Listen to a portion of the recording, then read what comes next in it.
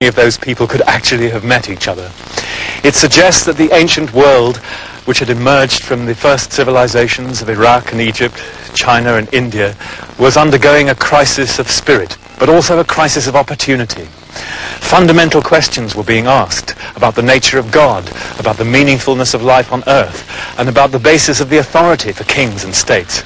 And at the heart of that, the question which still plagues governments even today in the United States and the Soviet Union. How do you persuade your citizens to act as moral beings? How do you persuade them to be good?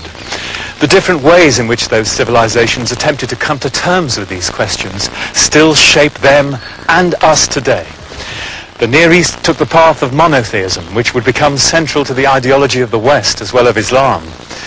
China, the Confucian conception of the individual, the family and the state in a perfectible moral order on earth.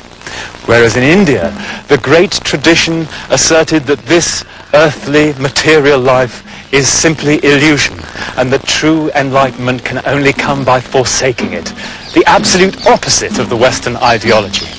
And so the social and economic character of these great cultural blocks is still shaped by that revolutionary epoch even today.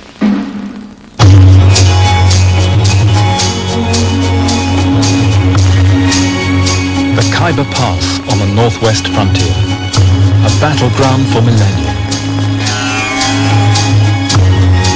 Here the Aryans had entered India, the first great wave of invaders. And in 326 BC, Alexander the Great's armies poured across the Khyber into India, the first great clash between East and West. But only decades later, an Indian Buddhist emperor set up inscriptions here in the Khyber, recording the first attempt to impose a political unity on India.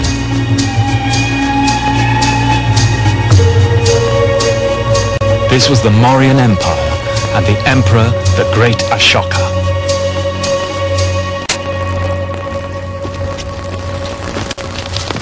Little known outside his own country, Ashoka was one of the most remarkable people in world history.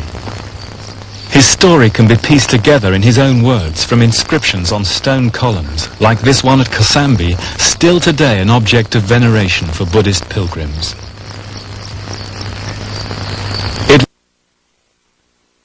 In which he killed 100,000 people, that Ashoka became convinced that war was wrong.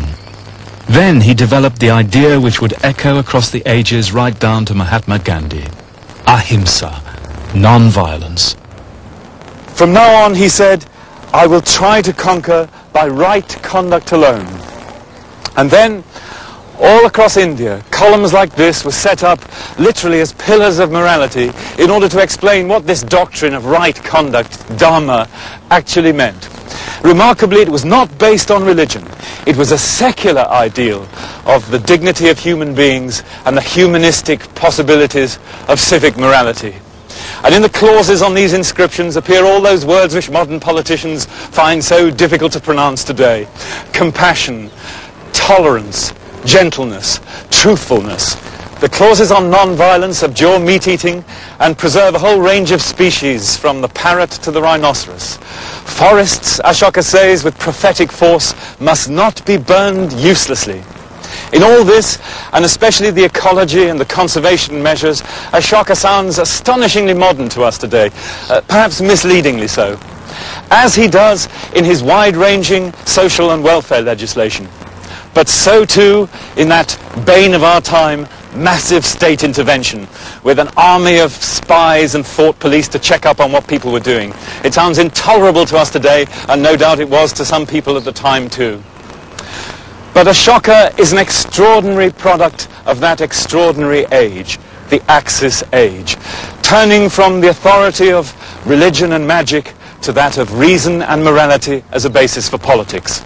And however imperfectly he tried to execute it, his idea of dharma, of right conduct, was one of the great ideas of human history, to set beside Greek democracy, the American Bill of Rights, the Communist Manifesto.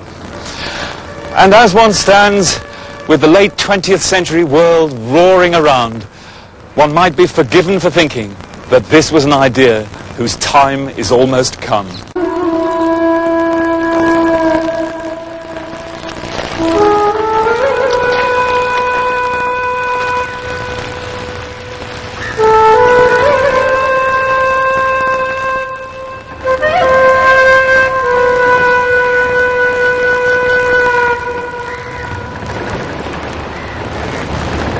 Ashoka's ideals had responded to a deep current in Indian culture. Here in the southwest, Kerala has long been a cosmopolitan place. Chinese fishing nets lining its lagoons.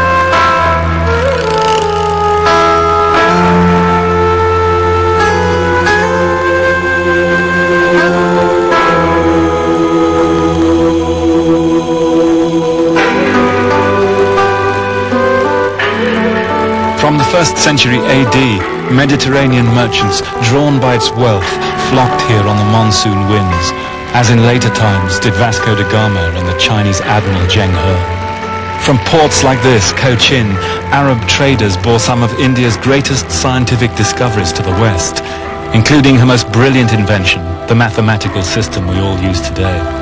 But the real motive for the trade was spice.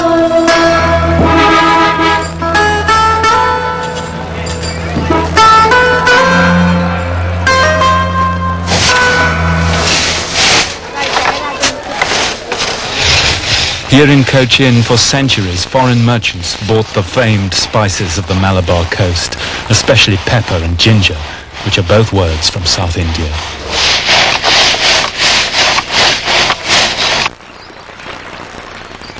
Such contacts help breed an outward-looking and tolerant society, as it still is.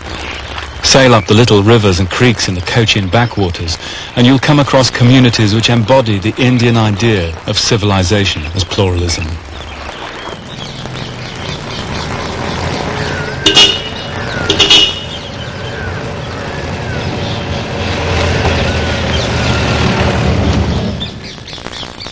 Tradition says the Jews came to this village from Iraq in the 6th century BC. Theirs must be one of the oldest and loveliest synagogues in the world.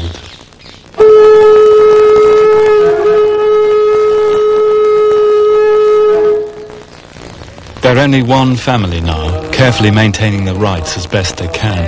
But recently local girls have converted to marry into the family, so they still hope their traditions will be passed on.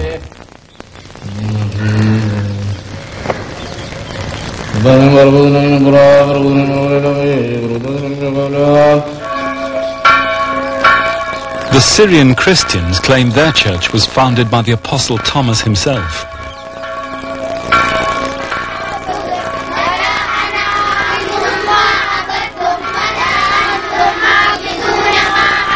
Islam, meanwhile, came by sea in the 7th century with Arab traders, peacefully, not as elsewhere by war and conquest.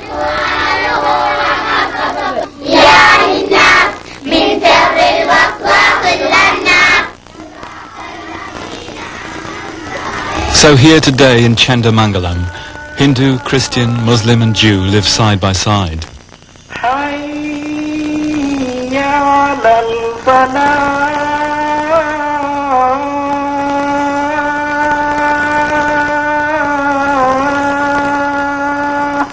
All these people of different faiths, says Krishna in the Gita, whatever form of worship they choose to fulfill their desires, ultimately their worship comes back to the same source.